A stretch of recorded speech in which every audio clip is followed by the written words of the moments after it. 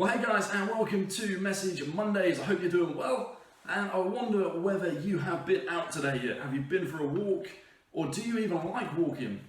Maybe you're going out on your bike. But I'm a big fan of walking. I love hiking, but I wouldn't fancy walking 500 miles, would you? 500 miles, that is a long old way.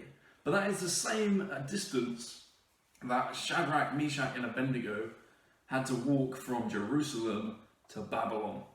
To put it into a bit more perspective, the average person walks 3 miles an hour. So if you were to walk 3 miles an hour continuously on flat terrain in a straight line, it would take you 167 hours to walk 500 miles. That equals around 7 days walking non-stop. Obviously, Shadrach and Bennie would have stopped. They would have had to sleep. So it probably took them around 2 weeks, if not more, to get from Jerusalem to Babylon. Now, a little bit of context to this is that basically Jerusalem and Babylon were enemies, and Shadrach and Bennie, and also Daniel, as in Daniel in the lion's den, Daniel, that guy, were taken captive from Jerusalem. So they were from the tribe of Judah, and they were taken away and basically forced to live in Babylon. Now, I don't know if you like school or not, maybe you do, maybe you don't, but I doubt you'd want to walk 500 miles to then spend 3 years basically at school, because that's what they did. It says back in Daniel 1 verse 4, it says, train these young men in the languages and literature of Babylon. So that's referring to Shadrach and Bennie and Daniel. And it says that they would be trained for 3 years and then they would enter the royal service. Wow, so they've had to walk 500 miles and they then get put into a Babylonian training school. Pretty insane, right? Now, I don't know about you, but have you ever been called the wrong name? Has anybody ever kind of mistaken your name for somebody else's and then they end up just calling you the wrong name constantly? And that's a little bit what it would have been like for Shadrach and Bennie. Because Shadrach and Bennie's original names were not Shadrach and Bennie. You see, Shadrach was initially called Hananiah. That was his Jewish name. But then, when he arrived in Babylon, they changed his name. He was no longer Hananiah, he was now Shadrach. Same thing happened to Meshach. He was originally Mishael. And then Abednego was originally Azariah. So not only have these guys walked 500 miles, are now in a 3-year training school, but they've also had their names changed. So these guys are not having fun, are they? That would not have been good. Now, getting people's names wrong isn't fun, but getting your name changed is completely on another level. So you know the story. Basically, it's the same story that John spoke about, and we're not going to go into too much detail of the story, we're just going to pull out the main points so we can get from it. But to give you a really quick rundown, the King Nebuchadnezzar, he made this massive gold statue about 90 feet tall, and basically, long story short, when the musical instruments played, everybody had to bow down and worship the golden statue. So, you know what happens. The musical instruments play, everybody bows down, and Shadrach and Bennie have a choice. Now, it's really important to remember that these guys are Jews, which means that they would have known what it says back in the Old Testament in Exodus 20, verse 3 to 4, where it says, "You must have no other gods but me. You must not make for yourselves an idol of any kind, or image, or anything in the heavens, or on the earth, or in the sea. You must not bow down to them or worship them." Now, because they were Jews, because of their upbringing, they would have known that commandment. So they had a choice in this moment. Do they bow down to the statue or do they not? Difficult decision, because if they didn't, they would have been thrown into a fire and killed. The stakes were pretty high, right? So they had a choice.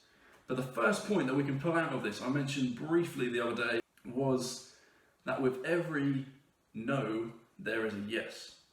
So in order for Shadrach and Bennie to say, no, we're not bowing down to this statue, they had to say yes to something else. Because when we say yes to something, it makes saying no to something else easier. For example, Shadrach and Bennie were able to say yes to God's will for their life. They were able to say yes to the fact that the Bible told them not to bow down to false gods. So they were able to say, yes, I'm going to obey that in order to say no to the king. So with every no, there is a yes. So today I want to encourage you guys to think about what you are saying yes to.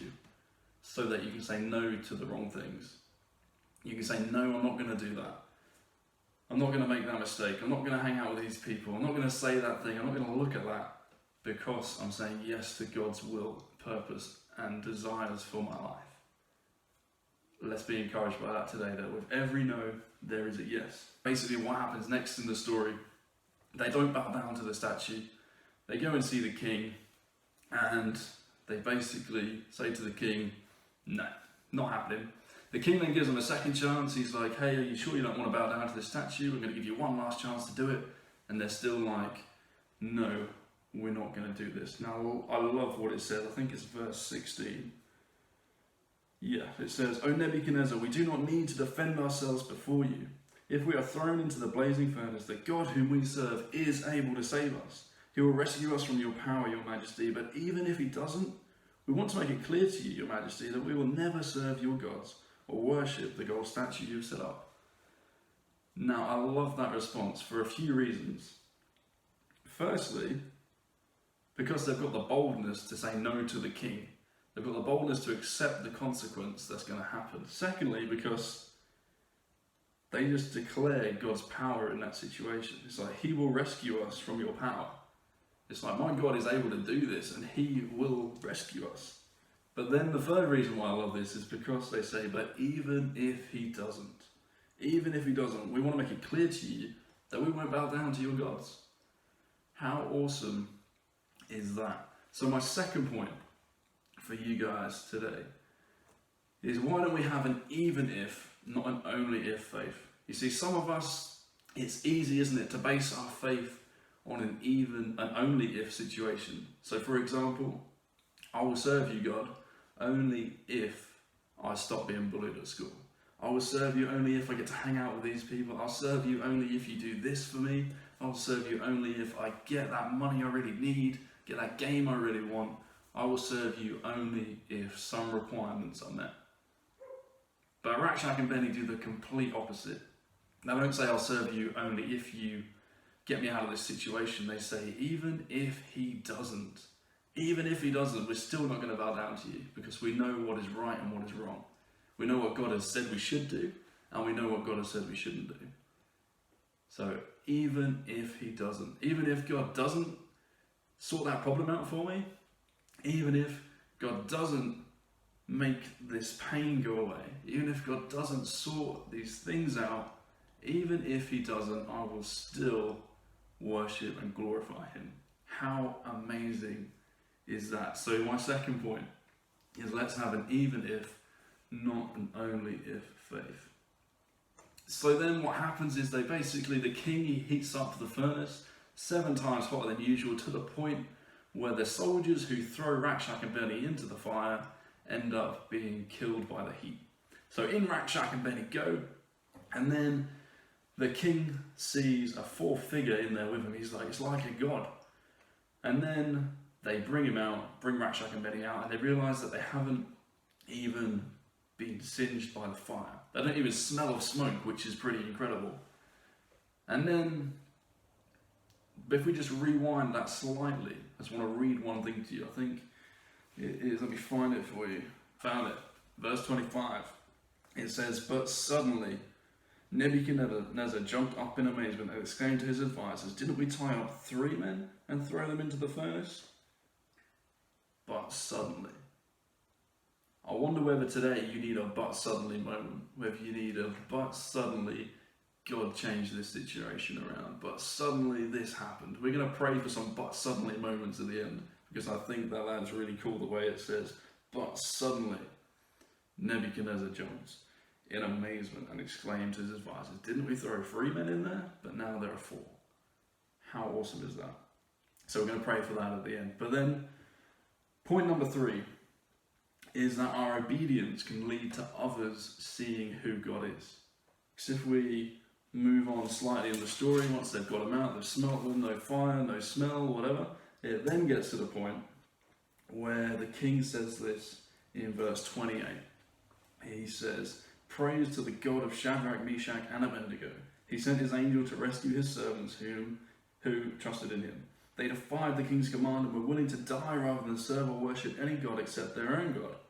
Therefore I make this decree: if any people, whatever their race, nation, language, speak a word against the God of Shadrach, Meshach, and Abednego, they will be torn limb from limb, and their houses will be turned into heaps of rubble. There is no other God who can rescue like this. So their obedience to what God's will for their life was led Nebuchadnezzar to have a glimpse of who God is, to have a glimpse of God's power, to have a glimpse of God's protection over his people. How amazing is that? Lastly, point number 4. What happens next in the story is it just tops the whole thing off, because Shadrach and Bennie, they then get promoted, they then get put into high positions in the province of Babylon because of their faith and because of what they did. You see, God blesses obedience. God blesses obedience. Now, I wonder what area in your life you need to obey God more today. Because I can promise you that on the other side of obedience, there is blessing. God blesses our choice to obey him and our choice to make the right decisions. He blesses that in different ways, but he definitely 100% blesses our obedience. So how can we be more obedient today? What can we do to show our obedience to him? Hey, why don't we pray? God, we thank you so much, Lord, for this story, for the lives of Shadrach and Bennie, for the way they served you, for the way that they trusted in you and had an even if he doesn't faith, even if you don't do this, I still trust in you. So God, would you help us to have an even if faith? Would you help us to be obedient to you so that others can see who you are? And God, we thank you that you bless obedience. In Jesus' name, amen. So just to recap on the few points we've gone through today. Number 1, with every no, there is a yes. Number 2, let's have an even if, not only of faith. And number 3, our obedience can lead to others seeing who God is. And number 4, God blesses obedience. Now, I said a little while ago we were going to pray for some and suddenly moments. Hey, I don't know what situation you're in today. I don't know whether you're having a really bad time. Maybe you need a but suddenly moment. You need a moment where God really intervenes in your life. And hey, I want to pray for that very thing right now. So why don't you join me? God, we thank you that you are the God of the but suddenly moments. God, would you meet people right where they're at today? God, would you help them? Would you support them? And would you bring them through whatever challenge, struggle they are facing right now? God, we ask you for help. God, would you give us strength? And would you help us get out of whatever situation we are stuck in? God, we ask you for a but suddenly moment in the mighty name of Jesus. Amen.